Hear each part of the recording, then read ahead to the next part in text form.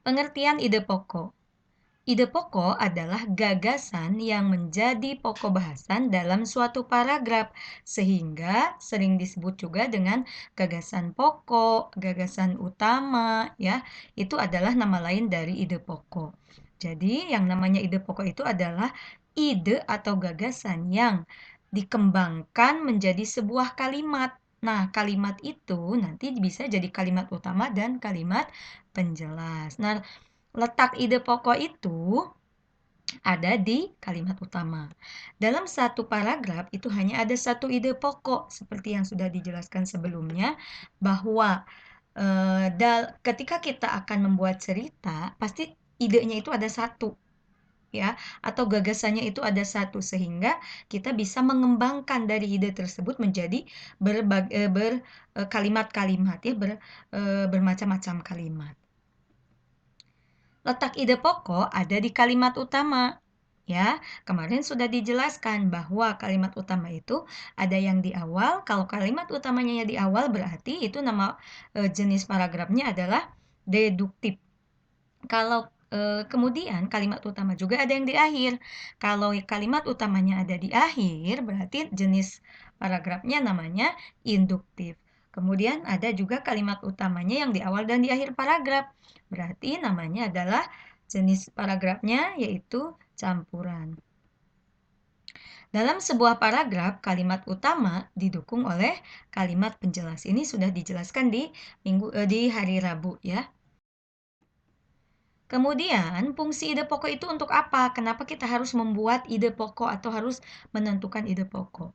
Fungsinya sebagai gagasan utama yang dikembangkan menjadi sebuah paragraf. Dengan adanya ide pokok, maka kita bisa mengembangkan ide tersebut menjadi bermacam-macam kalimat.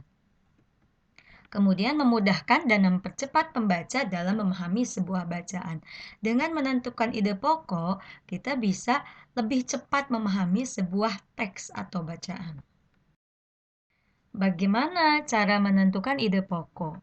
Nah, perhatikan dengan baik ya. Yang pertama, baca dulu paragrafnya dari awal, dari kalimat pertama sampai kalimat terakhir. Kemudian, cari kalimat utamanya. Tandai kalimat utamanya ada di awalkah, ada di akhir paragrafkah, atau awal dan akhir. Kita cari tahu. Kemarin cara menentukan kalimat utama sudah dijelaskan ya.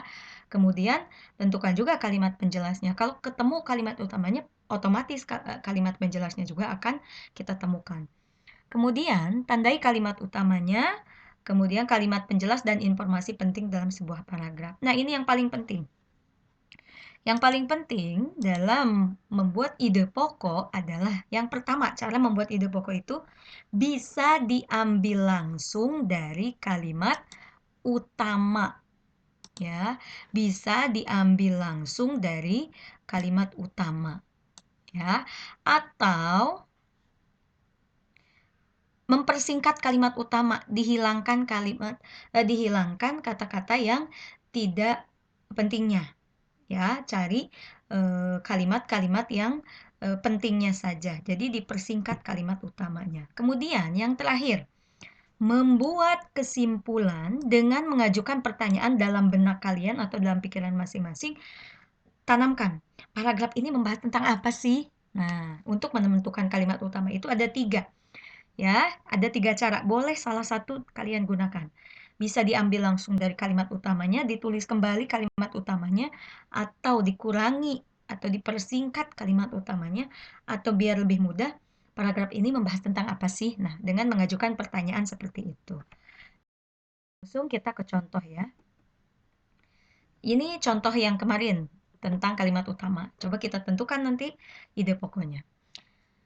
Alat gerak pada manusia dan hewan ada 2 macam, yaitu tulang dan otot. Tulang sebagai alat gerak pasif dan otot sebagai alat gerak aktif. Kedua alat ini akan bekerja sama dalam melakukan pergerakan. Kerjasama antara kedua alat gerak tersebut akan membentuk suatu sistem gerak. Kemarin, kalimat utamanya ini ada di awal, yang ini ya. Nah, kalimat utamanya itu yang ini.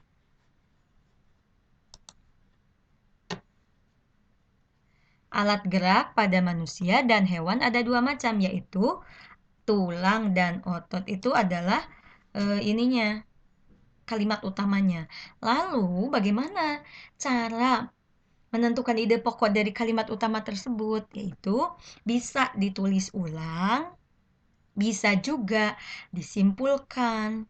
Tulang dan otot merupakan alat gerak pada manusia dan hewan. Atau bisa juga ide pokoknya itu alat gerak pada manusia dan hewan, yaitu tulang dan otot. Bisa seperti itu, ya.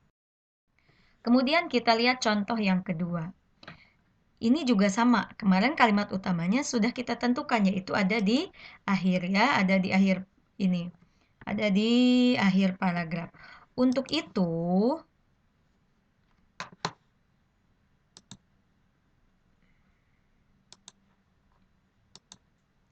yang ini ya.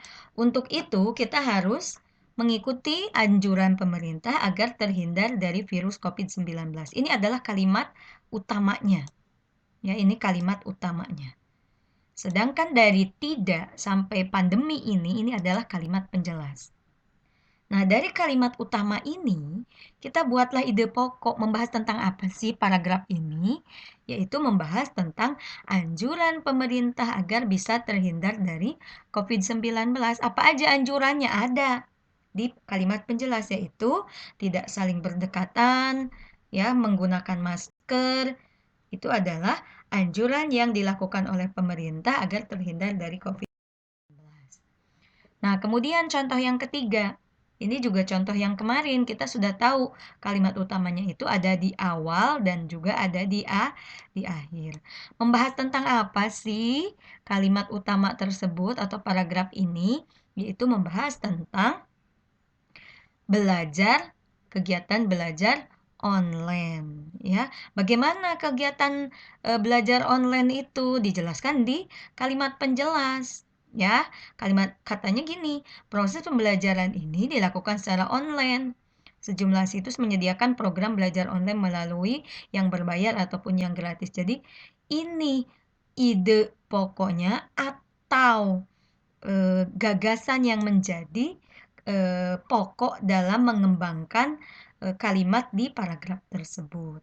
Itu adalah cara menentukan ide pokok. Jadi nanti kalian harus mengerjakan latihan soal, tentukan kalimat utamanya, ya. Setelah dari kalimat utama kalian tentukan ide pokoknya, ya. Ide pokoknya tentukan. Bisa cara menentukan ide pokok itu tadi ada 3, bisa dengan menulis ulang kalimat utamanya atau dikurangi kata-katanya, ya, dipersingkat ide pokok dipersingkat kalimat utamanya atau dengan mengajukan pertanyaan dalam benak kalian membahas tentang apa sih paragraf tersebut. Ya, itu adalah pembahasan kita hari ini. Mudah-mudahan bisa dipahami dengan baik dan mohon untuk dikerjakan latihan soalnya ya.